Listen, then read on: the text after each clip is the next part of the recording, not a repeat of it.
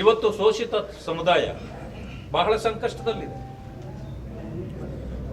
ಯಾವ ಪಕ್ಷ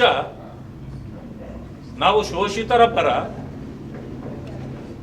ನಾವು ಯಾವಾಗಲೂ ಕೂಡ ದಲಿತರ ಪರ ಇರ್ತಕ್ಕಂಥವರು, ಅಂಬೇಡ್ಕರ್ ಅವರ ಪರ, ಸಂವಿಧಾನ ರಕ್ಷಣೆ ಮಾಡುವವರು ನಾವು ಅಂತ ಯಾರ್ಯಾರು ಹೇಳ್ಕೊಂಡಿದ್ರೋ, ಸಂವಿಧಾನದ ಹೆಸರಿನಲ್ಲಿ ಸಂವಿಧಾನವನ್ನ ಕೊಲೆ ಮಾಡ್ತಕ್ಕಂಥ, ಅಂಬೇಡ್ಕರ್ ಅವರ ಹೆಸರು ಹೇಳ್ತಾನೆ ಅಂಬೇಡ್ಕರ್ ಅವರ ನೀತಿ ಸಿದ್ಧಾಂತಗಳ ವಿರುದ್ಧವಾಗಿ ಹೋಗ್ತಕ್ಕಂಥ, ನಾವು ದಲಿತರ ಪರ ಅಂದುಕೊಂಡೇನೆ ದಲಿತರ ಚರ್ಮ ತೆಗೆದು ಚಪ್ಪಲಿ ಮಾಡ್ಕೊಳ್ತಕ್ಕಂಥ ಕೆಲಸವನ್ನ ಇವತ್ತು ಆಡಳಿತ ಮಾಡ್ತಿರ್ತಕ್ಕಂಥ ಕಾಂಗ್ರೆಸ್ ಪಕ್ಷ ಮತ್ತು ಅದರ ಮುಖ್ಯಮಂತ್ರಿ ಆಗಿರ್ತಕ್ಕಂಥ ಸಿದ್ದರಾಮಯ್ಯನವರು ಮಾಡಿದ್ದಾರೆ.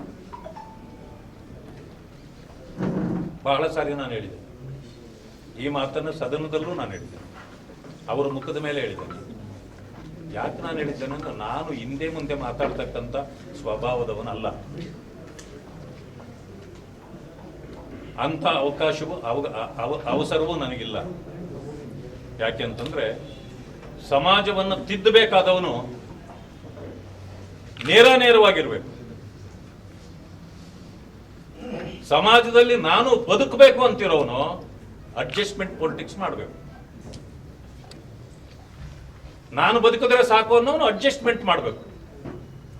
ಸಮಾಜವನ್ನು ತಿದ್ದಬೇಕು, ಸಮಾಜದಲ್ಲಿ ನಾನು ಇರಬೇಕು, ವ್ಯವಸ್ಥೆಯ ನ್ಯೂನ್ಯತೆಗಳನ್ನು ಹೊರಗೆ ತೆಗಬೇಕು, ತಪ್ಪುಗಳನ್ನು ಕೇಳಬೇಕು ಅನ್ನೋನು ಯಾವತ್ತೂ ಕೂಡ ಕಾಂಪ್ರಮೈಸ್ ಪೊಲಿಟಿಕ್ಸ್ ಮಾಡಬಾರ್ದು.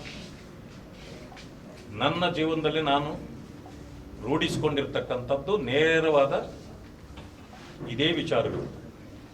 ಅದಕ್ಕೆ ನನಗೆ ಭಯ ಇಲ್ಲ. ಹಳ್ಳಿಯಲ್ಲಿ ಒಂದು ಮಾತಾಡ್ತಾರೆ, ದೇಹದಲ್ಲಿ ಭಯ ಏನೋ ಭಾರ ಇದ್ರೆ ದಾರಿಯಲ್ಲಿ ಭಯ. ನಮ್ಮ ದೇಹದಲ್ಲಿ ಯಾವುದು ಭಾರ ಇಲ್ಲ, ನಾವು ಏನಿಲ್ಲ, ನಮ್ಮ ಕೈಯನ್ನು ನಾವು ಶುದ್ಧ ಇಟ್ಕೊಂಡಿದ್ದೇವೆ.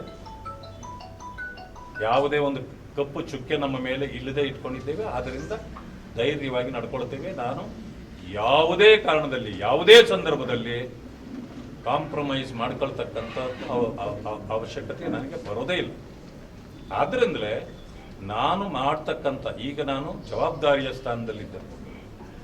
ನಾನು ನನ್ನ ಚಟುವಟಿಕೆ, ನಡವಳಿಕೆ ಬೇರೆಯವರಿಗೆ ಪ್ರೇರೇಪಣೆ ಆಗಬೇಕು, ಅವರ ಜೀವನದಲ್ಲಿ ಪರಿವರ್ತನೆಗಳು ಬರಬೇಕು. ಈ ರೀತಿಯ ಇಂಥ ಕಾಲದಲ್ಲೂ ಕೂಡ ಒಂದು ಉತ್ತಮ ರಾಜಕಾರಣವನ್ನ ನಾವು ಮಾಡಬೇಕು. ರಾಜಕೀಯಕ್ಕೆ ಬೇಕಾದಷ್ಟು ಕೆಟ್ಟ ಪದಗಳು ಬಂದ್ಬಿಟ್ಟಿದೆ, ಅಪಾರ್ಥಗಳು ಬಂದ್ಬಿಟ್ಟಿದೆ. ನಾವು ರಾಜಕಾರಣ ಪ್ರಾರಂಭ ಮಾಡಿದ ದಿನಗಳಲ್ಲಿ 77, 78, 79 ಆ ಕಾಲದಲ್ಲಿ ನಾಯಕರು ಇದನ್ನ ರಾಜನೀತಿ ಅಂತಿದ್ರು. ಈಗ ರಾಜಕಾರಣ ಅಂತಾರೆ. ರಾಜನೀತಿಗೂ ರಾಜಕಾರಣಕ್ಕೂ ಬಹಳ ವ್ಯತ್ಯಾಸಗಳು ಕಾಣ್ತವೆ. ರಾಜನೀತಿ ಅಂತಂದ್ರೆ ನೀತಿ, ತತ್ವ, ಸಿದ್ಧಾಂತಗಳ ಮೇಲೆ ನಡೀತಕ್ಕಂಥದ್ದು.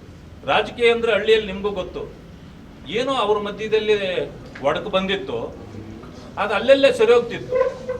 ಇವ್ ಯಾರೋ ಬಂದ ಅವನ ಹತ್ರ ಏನೋ ಬಂದ ರಾಜಕೀಯ ಮಾಡ್ಬಿಟ್ಟ, ವ್ಯವಸ್ಥೆನೇ ಕೆಟ್ಟೋಯ್ತು. ಅಂದ್ರೆ ರಾಜಕೀಯ ಅಂದ್ರೆ ಏನಾಗಿದೆ, ವ್ಯವಸ್ಥೆಯನ್ನೇ ಕೆಡಿಸಿಬಿಟ್ಟ.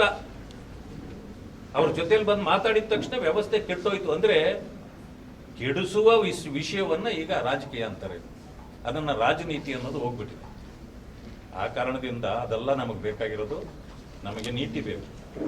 ಅಂಬೇಡ್ಕರ್ ಅವರು ಅದನ್ನೇ ನಮಗೆ ಹೇಳ್ಕೊಟ್ಟಿರ್ತಕ್ಕಂಥದ್ದು. ಹಿರಿಯ ಮುತ್ಸದ್ದಿಗಳು ಕೂಡ ನಮಗೆ ಅದನ್ನೇ ಹೇಳಿರ್ತಕ್ಕಂಥದ್ದು.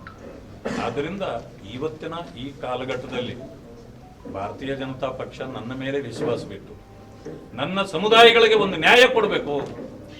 ಸಾಮಾಜಿಕ ನ್ಯಾಯ ಕೊಡ್ತಕ್ಕಂಥದ್ದು ಬರೀ ಕಾಂಗ್ರೆಸ್ ಬಗಳಿಕೆಗೆ ಹೇಳಲಿಕ್ಕೆ ಮಾತ್ರ. ನಿಜವಾಗಿಯೂ ಸಾಮಾಜಿಕ ನ್ಯಾಯವನ್ನು ಕೊಡ್ತಕ್ಕಂಥ ಪಕ್ಷ ಇದ್ರೆ ಅದು ಭಾರತೀಯ ಜನತಾ ಪಕ್ಷ. ಅಂಬೇಡ್ಕರ್ ಅವರ ಸಿದ್ಧಾಂತಗಳನ್ನು ಅಳವಡಿಸಿಕೊಂಡಿತ್ತು.